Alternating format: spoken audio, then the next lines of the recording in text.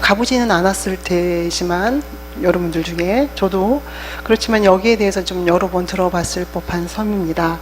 그래서 이제 자연환경을 즐기는 여행객들인 경우에는 전 세계에 많은 사람들이 방문하고 있고 또 우리나라에서도 좀 알려진 그런 섬이라고 합니다. 제가 설교 서두에 이렇게 갈라파고스라는 섬을 이야기하는 이유는 이 갈라파고스라는 섬은 인류 역사에 특별한 섬이기도 하다는 생각 때문입니다.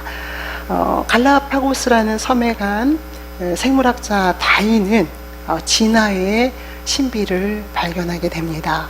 그곳에서 관찰하고 발견하고 또 그곳에서 사는 생물들의 변화들을 약 20년 관찰한 후 20년 후에 진화론에 대한 책을 내게 됩니다.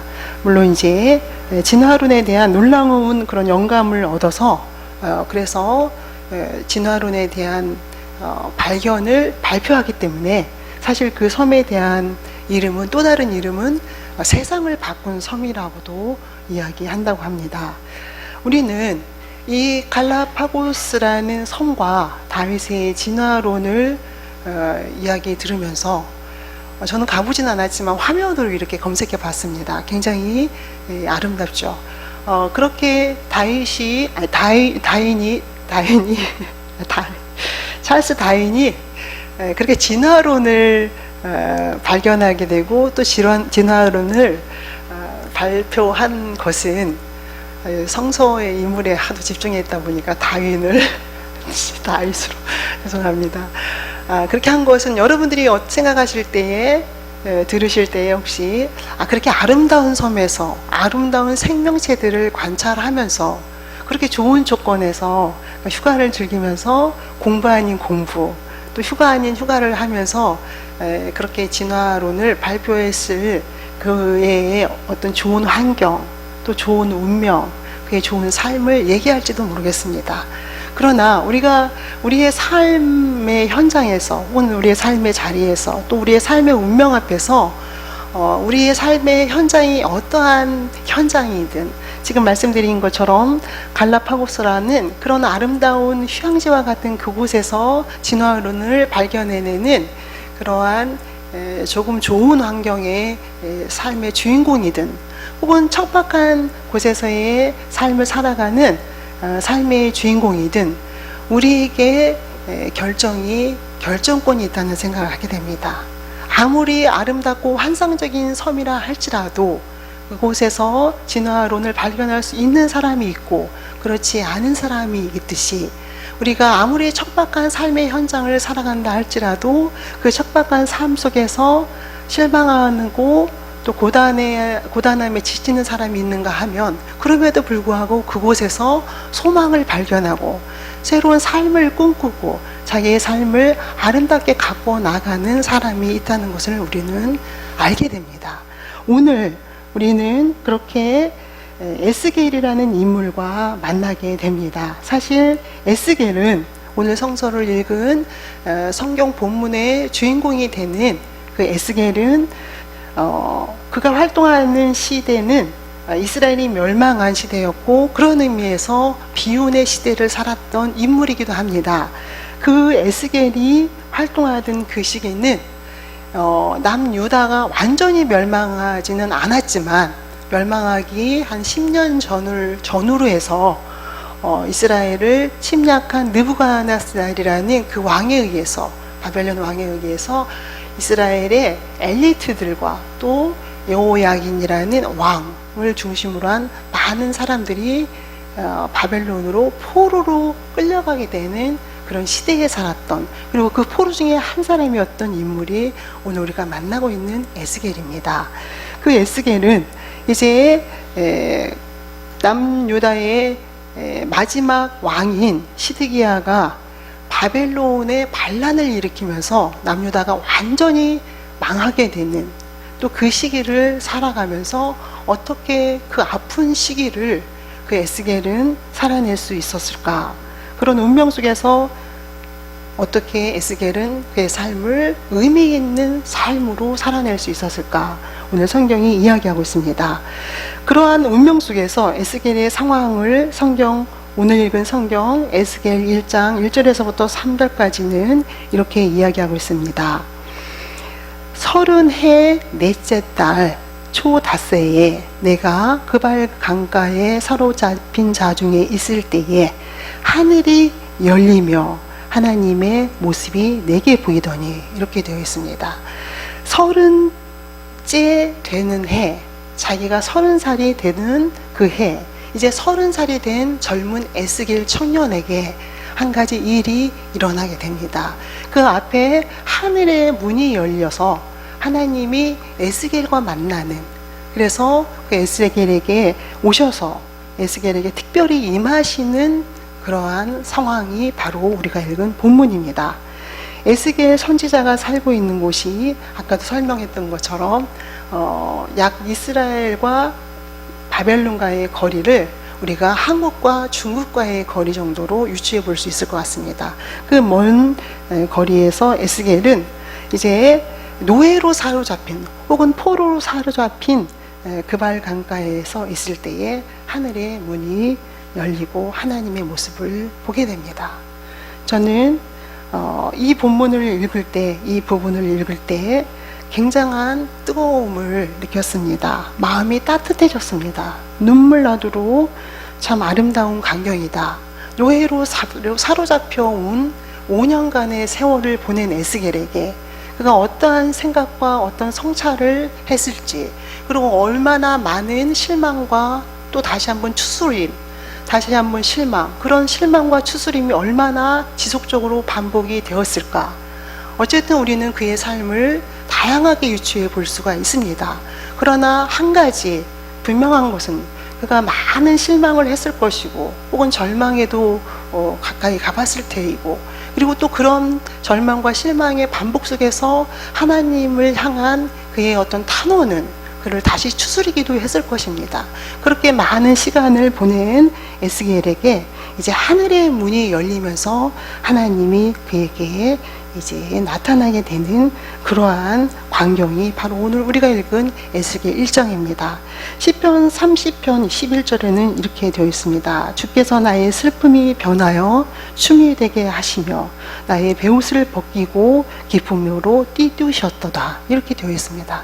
저는 에스겔서의 이 1장에서 에스겔에게 나타나는 그 하나님이 5년간의 포로의 생활을 보낸 에스겔에게 마치 이와 같은 슬픔이 변해서 춤이 되게 하는, 그리고 베옷을 벗겨서 기쁨의 띠를 두르게 하는 그런 현상과 같다는 그러한 생각을 하게 되었습니다. 사랑하는 성도 여러분, 우리는 삶을 살아가는 여러 가지 굴곡진 그러한 상황 속에서 하나님은 우리를 이렇게 하늘문을 여시고 우리의 슬픔이 변해요 기쁨이 되게 하시고, 그리고 우리의 베옷을 벗기고 또 기쁨으로 띠를 띄우시고 춤을 추게 한다는 것을 경험하게 됩니다. 그런 하나님이 계시기 때문에 우리가 우리의 삶은 또 살만한 가치가 있는 삶이 아닌가 하는 생각을 하게 됩니다. 그렇게 에스겔의 만남이, 하나님과의 만남이 시작된 에스겔은 이렇게 고백하고 있습니다. 나 에스겔에게 특별히 임하고, 나 에스겔에게 특별히 임하고, 이렇게 고백을 하고 있습니다. 이 무슨 의미일까요? 에스겔은 사실상 사독 계열의 제사장 집안 가문의 사람이었습니다. 그러니까 제사장 가문의 사람이라는 것은 그 제사장이라는 직분을 계속 그 대를 이어가는 그러한 직분이기 때문에 이제 이 에스겔은 제사장 가문의 집안으로서 또 제사장의 역할을 하며 그의 일생을 살아가게 되는 일종의 그의 삶이 정해진 것과 다름없는 그런 상황이었습니다. 그런데 성전이 없는 바벨론으로 끌려간, 그리고 노예의 신분에서 에스겔에게 그 제사장 직분을 감당한다는 것은 상상도 할 수 없는 일, 이미 포기를 해도 포기할 만한 기간이 지난 5년간의 시간이 지난 상황입니다. 그런 상황에서 하나님을 만난 에스겔은 나 에스겔에게 하나님이 특별히 임했다는 고백을 하고 있습니다. 특별히 임했다는 것은 어떤 의미일까? 그는 25살에 끌려가서 이제 5년간의 세월을 보낸 30세 되던 해에 비로소 제사장이 역할을 시작하는 나이가 30대라고 합니다. 레위기에 보면 이제 훈련을 받고 그리고 비로소 제사장으로서의 역할을 하고 수행을 하는 시기가 30세 되는 그 해부터 시작을 할 수가 있습니다. 그런데 정확히 하나님은 그 시기를 맞춘 거예요. 에스겔이 30세 되던 그 해, 그 에스겔을 만나주는 것을 우리는 성서를 통해서 볼 수 있습니다.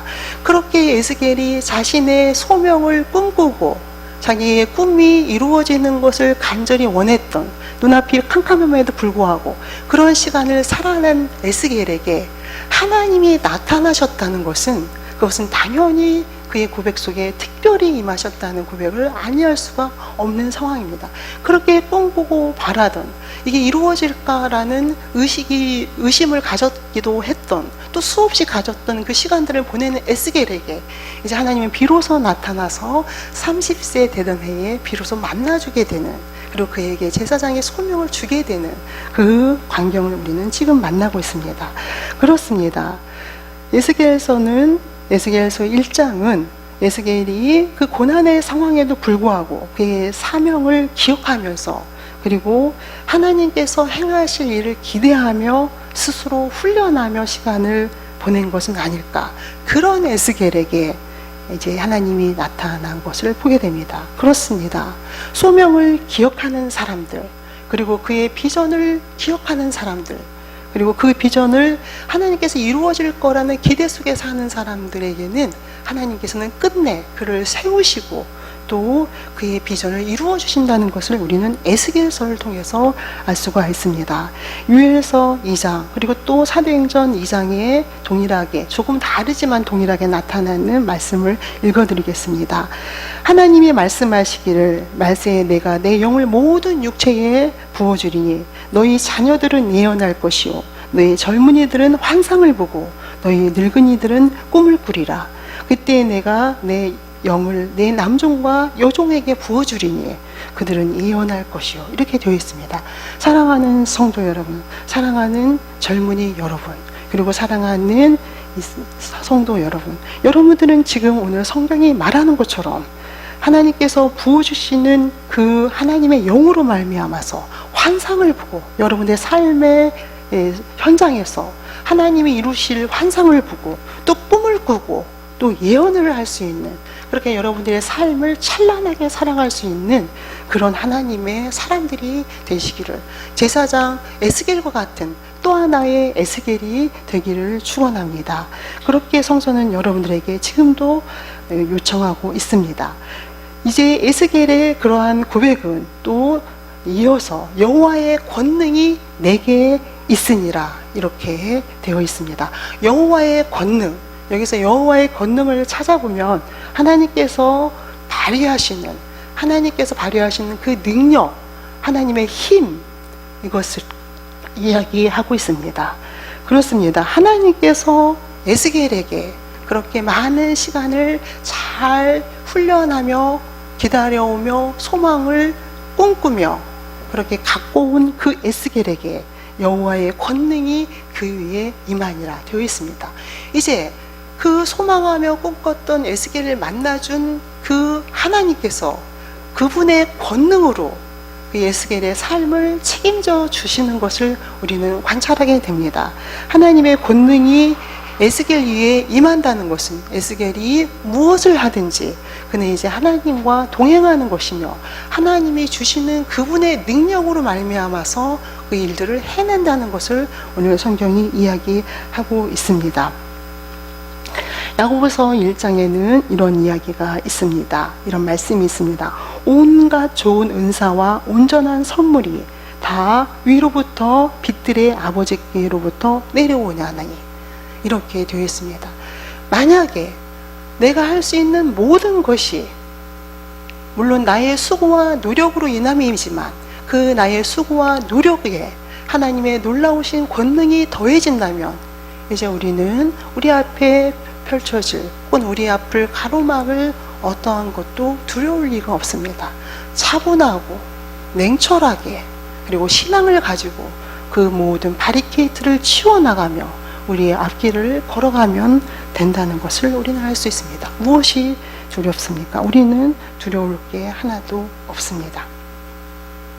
그렇다면은 에스겔은 5년 동안 그 마음속에 말씀드린 것처럼 그가 만약에 하나님의 주신 그 제사장의 직분을 감당하고 또 그것을 일하기 위해서 그것을 준비하고 소망하는 시간을 보냈다면 그 마음속에 서서히 그러나 강력하게 결국 흔들리지 않도록 그 마음속에 깊이 뿌리내리기 시작한 그 마음의 신앙 또 삶의 철학은 무엇이었을까? 그 에스겔의 제사장 직분을 감당하게 하는 그 중심에 깊이 자리한 그의 신앙의 색깔, 그것은 무엇이었을까? 저는 그것을 에스겔서 11장에 나타나고 있는 오늘 우리가 함께 읽은 에스겔 본문 11장 14절에서부터 21절까지의 내용으로 설명을 해드리고 싶습니다.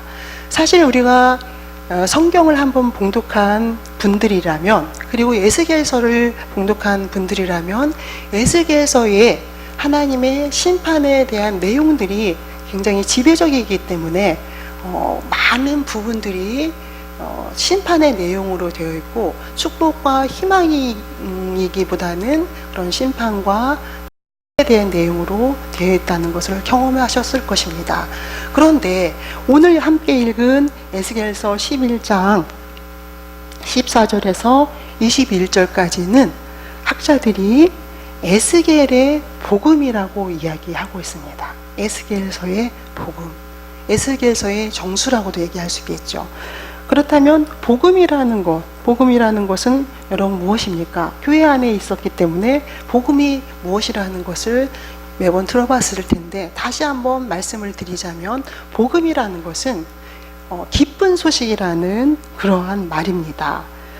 히브리어로 헬라어로 유앙겔리온이라는 말인데 제가 찾아보진 않았지만 설교를 준비하면서 빨리 목사님의 헬라어 수업 유앙겔리온을 찾아보려고 했는데 제가 시간을 놓쳤습니다. 그런데 인터넷에 이러한 이야기가 있습니다. 옛날에 국가의 운명이 걸린 전쟁이 있었고 그리고 먼 곳에서 전쟁을 치른 것을 지켜본 전령이 자기 나라가 이겼을 때 빨리 돌아와서 국민에게 이겼다 이렇게 알리는 그 소식이 유앙겔리온에 또 관련된 설명 중에 하나이기도 합니다. 그런 것처럼 우리가 복음이라고 말하는 유앙겔리온은 기쁜 소식이라는 것을 이야기합니다. 한마디로 쉽게 얘기하면. 그런데 오늘 우리가 함께 읽은 에스겔서 11장 14절에서부터 21절까지가 에스겔서의 복음이다. 그러니까 에스겔서의 기쁜 소식이라는 것을 우리가 알 수가 있습니다. 그렇다면 에스겔서의 기쁜 소식, 에스겔서의 복음은 어떤 내용을 가지고 있을까? 에스겔은 그렇게 기다림의 시간 동안 그 5년 동안 그 가슴 속에 그 삶의 철학으로 혹은 신앙의 고백으로 그 가슴 속에 깊이 심기 시작한 그 내용은 무엇이었을까?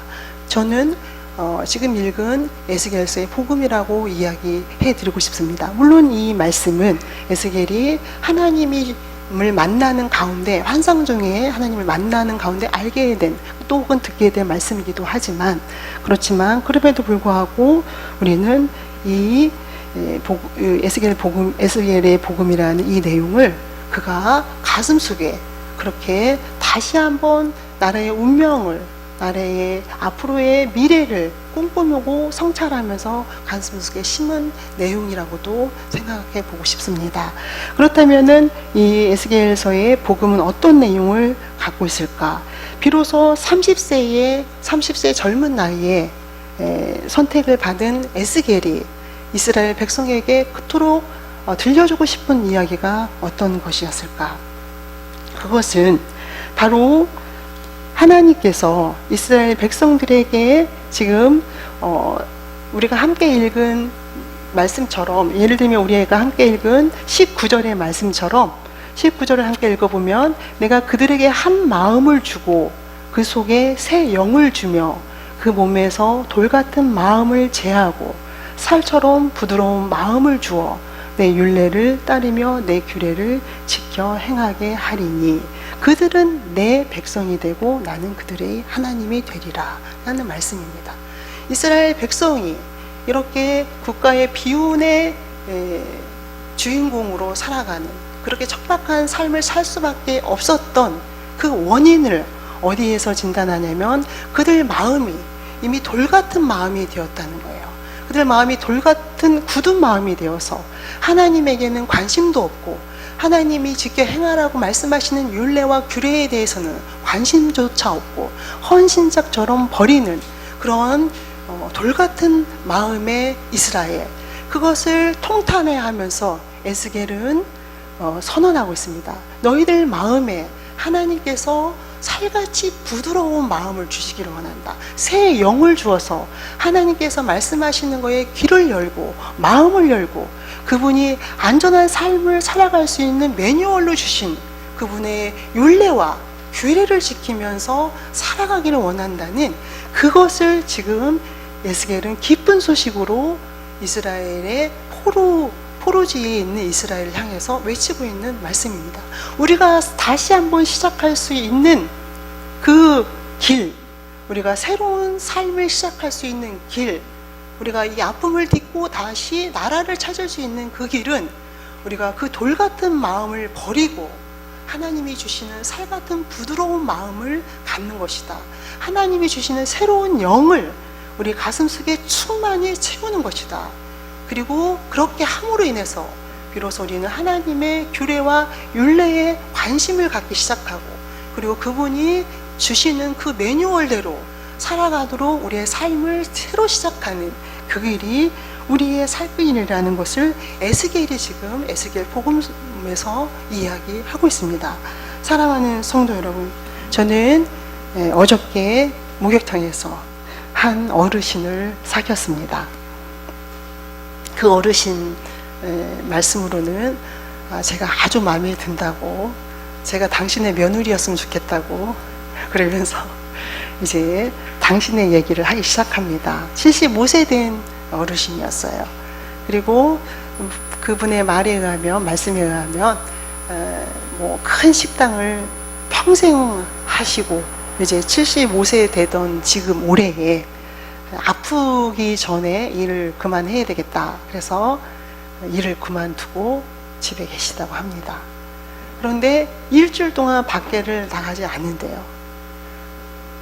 나가지 않는 이유는 가서 만날 사람도 없고 나가서 무엇을 해야 되는지도 모르겠고 평생 해온 일이 식당에 가서 음식을 만드는 일이었는데 그거 외에는 할 수 있는 게 없고 그렇게 살다 보니, 그렇게 열심히 살다 보니 사람을 사귀지 못했고, 그리고 또 우리가 말하는 노후에 건강을 유지하게 살 만한 운동 하나 할 줄 모르고 이제 이런 이야기를 들려주셨습니다. 그런데 이제 그 옆에 다른 어르신을 또 만나 뵀는데 그 어르신은 79세예요. 우리 대신교회 권사님이십니다.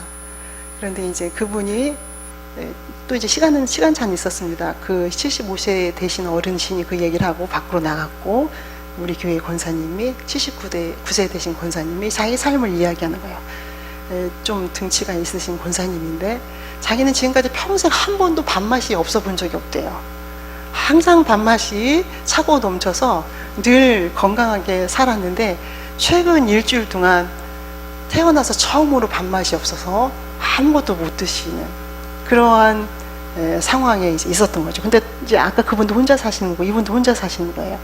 그런데 이제 교회에서 부역장님이 사골국을 해와서 먹고 또 전도팀에서 와서 보리밥을 사줘서 먹고 또 최 권사님이 또 이렇게 자기가 좋아하는 생선을 넣고 찌개를 또 끓여 오셔서 넣고 또 찌개 끓여 오신 거에 대해서는 아주 구체적이고 섬세하게 저한테 설명을 했습니다. 그렇게 삶의 얘기를 들었습니다. 두 분 다 아름다우시고 또 두 분 다 정말 어르신으로서 그들의 삶을 잘 살아오신 것에 대한 존경의 마음이 가는 것은 사실입니다. 그러나 그럼에도 불구하고 아까 식당을 하신 그분이 만날 사람도 없어서 일주일 내내 그 넓은 집에서 혼자 계신다는 얘기를 들었을 때 우리 모두는 마음이 아파요. 마음이 아프고 어떻게 뭔가를 해드리고 싶은 생각이 간절합니다.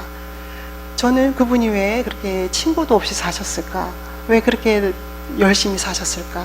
한 90%만 열심히 사시고 10%는 다른 일을 하셨으면 좋았을 텐데, 아니면 뭐 종교라도 가졌으면 좋았을 텐데, 이제 그런 생각을 했습니다. 그렇게 이야기를 하고 그분이 거의 뭐 저의 전화번호를 적을 기세였어요. 그렇게 이제 헤어졌는데 다음에 만나자고 헤어졌습니다. 제가 이렇게 설교 말미에 이런 말씀을 드리는 것은 그렇습니다. 누가 어떤 삶의 방식으로 또 어떤 삶의 철학으로 살아가든 그것은 숭고하고 아름답고 우리는 그분의 노년의 삶을 평가할 수는 없습니다. 그러나 여전히 내 마음속에 남는 여운, 그분에게 뭔가 외로움을 달래줄 수 있는 친구라든가 아니면 신앙이라든가 뭐 이런 것들이 있었으면 얼마나 좋았을까. 그 애석한 마음은 지금도 가지고 있습니다. 다음 주에는 어떻게 위로해 드릴까 이런 생각도 하게 됩니다. 사랑하는 성도 여러분, 우리가 오늘 에스겔서의 삶을 통해서 에스겔의 30밖에 안 된 이 청년이 그토록 간절히 에스겔의 복음으로 이스라엘 백성들을 향해서 외치는 그의 삶을 다 살아내는 그 특별한 삶의 목적이 무엇일까요? 그것은 자신의 삶을 책임져 주신 그 하나님, 그분과 동행하는 삶이 너무 아름다웠고 또 다른 척박한 삶을 살고 있는 그 이스라엘의 다른 많은 백성들에게 하나님이 제시하는 삶, 하나님이 제시하는 희망찬 삶, 또 어려움을 안전하고 명확하게 극복해낼 수 있는 그 매뉴얼, 그것을 전하고 있다는 것을, 그것을 목소리 높여 이야기하기를 원한다는 그 삶으로 다 말을 해서 전하고 싶다는 에스겔의 삶을 보게 됩니다. 사랑하는 성도 여러분, 우리는 이런 에스겔과 같은 음성, 또 이러한 에스겔과 같은 삶의 소리에 귀를 기울일 수 있고 그들의 간절함에 우리가 한번 관심을 가져보고 마음을 열어보고 그렇게 또 다른 삶에 도전해보는, 그래서 진리를 발견하는 그런 삶을 살아가시는 여러분들이 되시기를 축원합니다. 그렇게 에스겔을 이미 만나서 진리를 발견했다면 이제 우리는 또 에스겔처럼, 또 하나의 에스겔처럼 복음을 들고 나아가는 삶을 살아가는 여러분, 그래서 생명의 길을 보여줄 수 있는 그런 삶을 살아가는 여러분들이 되시기를 축원합니다. 기도하시겠습니다.